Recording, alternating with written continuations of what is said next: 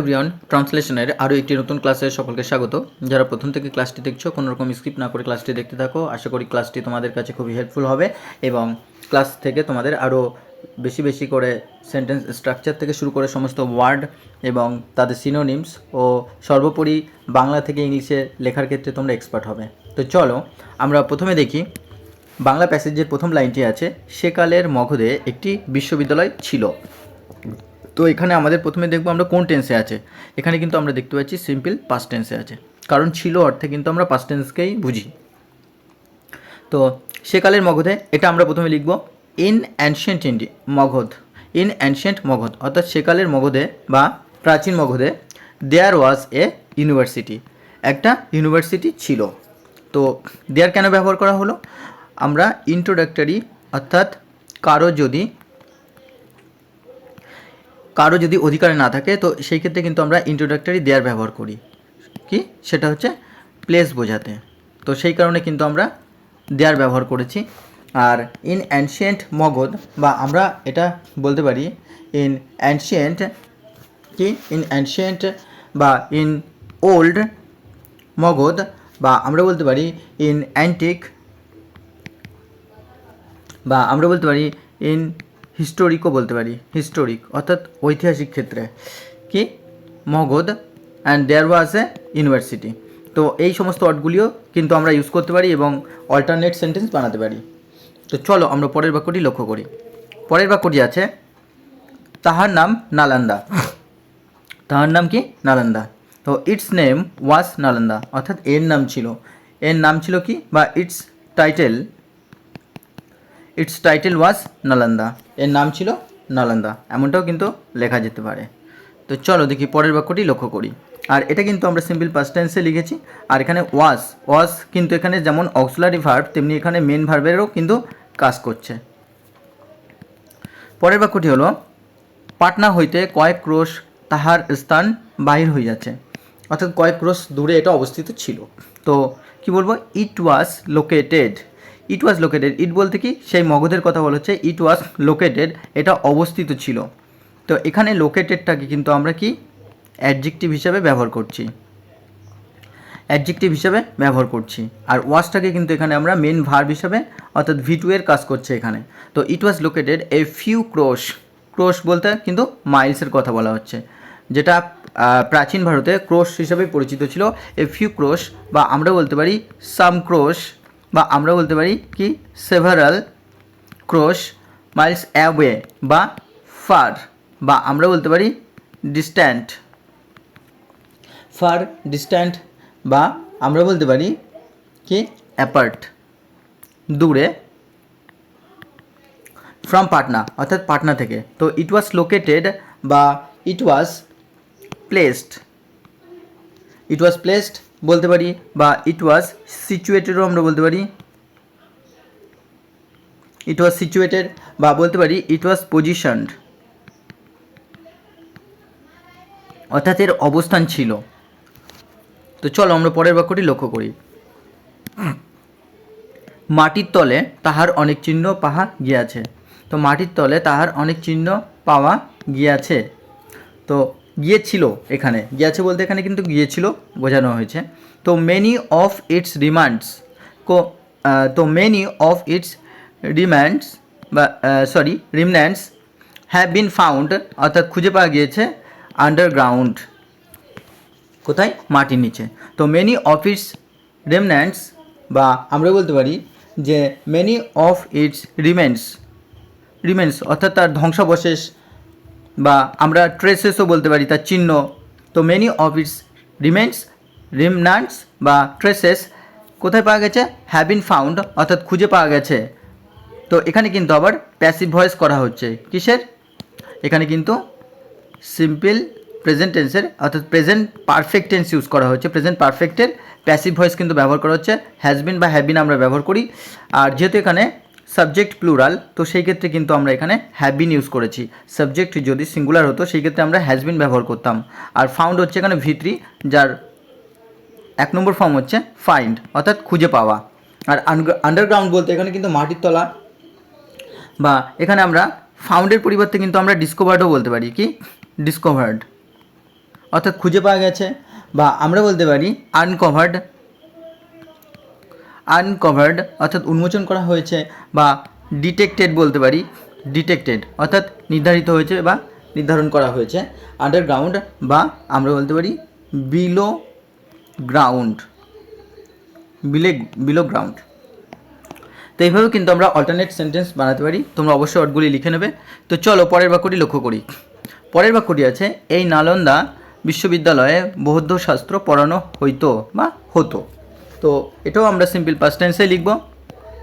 আর তাহলে কি লিখব, বুদ্ধিস্ট স্ক্রিপ্ট, সাবজেক্ট হচ্ছে বুদ্ধিস্ট স্ক্রিপ্ট অর্থাৎ বৌদ্ধ শাস্ত্র, ওয়ার টট পড়ানো হতো।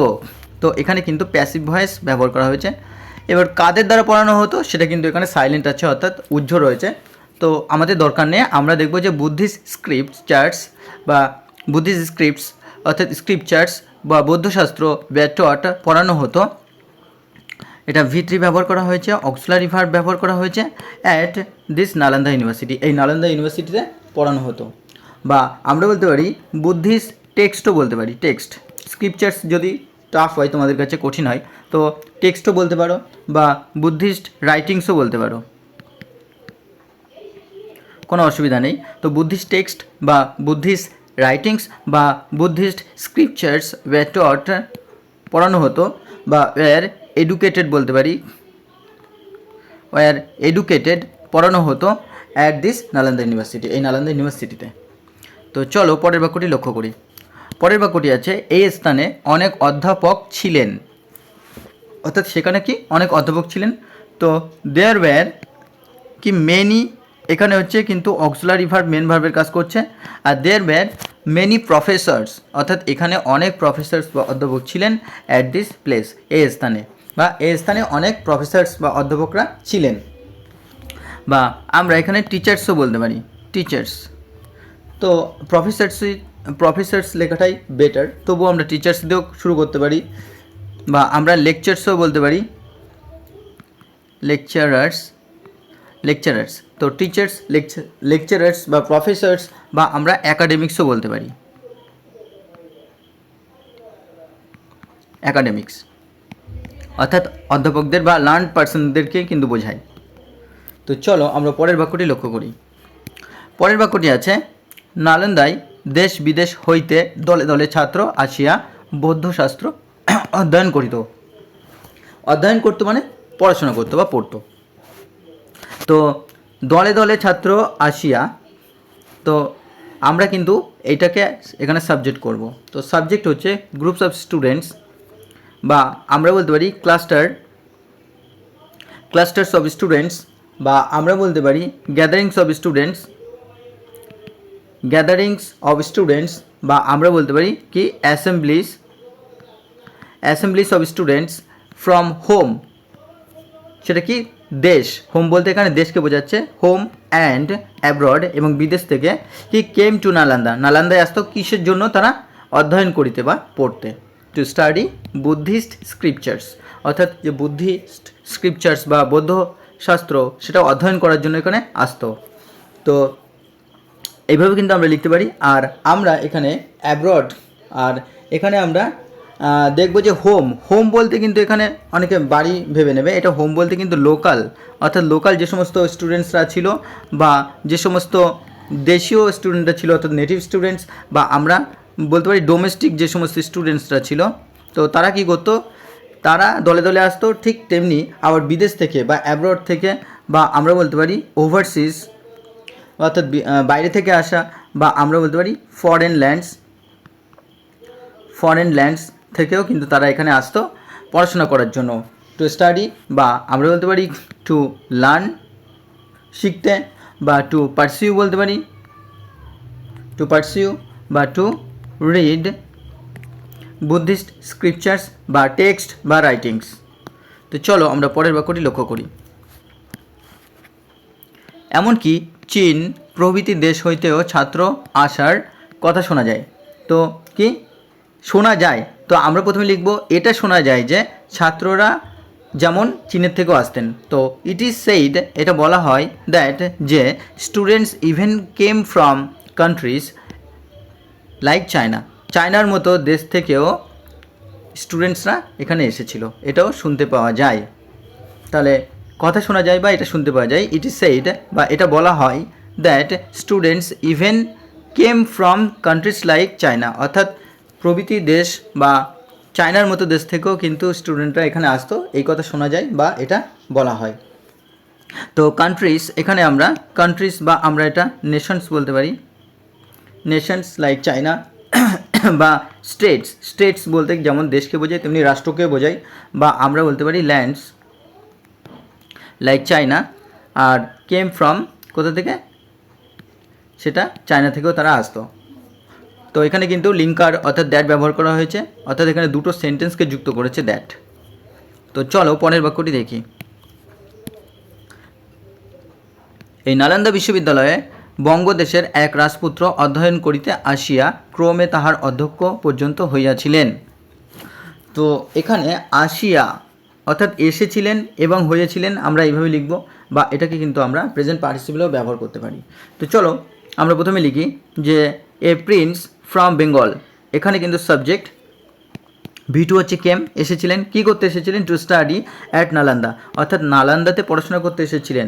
অ্যান্ড এবং ইভেনচুয়ালি অর্থাৎ ঘটনাক্রমে বা সবশেষে বিকেম ইটস প্রিন্সিপাল, এবং এর কিন্তু অধ্যক্ষ হয়েছিলেন। তো আমরা বলতে পারি a prince from Bengal came to study বা কেম টু লার্ন বা কেম টু স্টাডি লার্ন বা came two educate at Nalanda and eventually বা আমরা বলতে পারি কি ফাইনালি বা আমরা বলি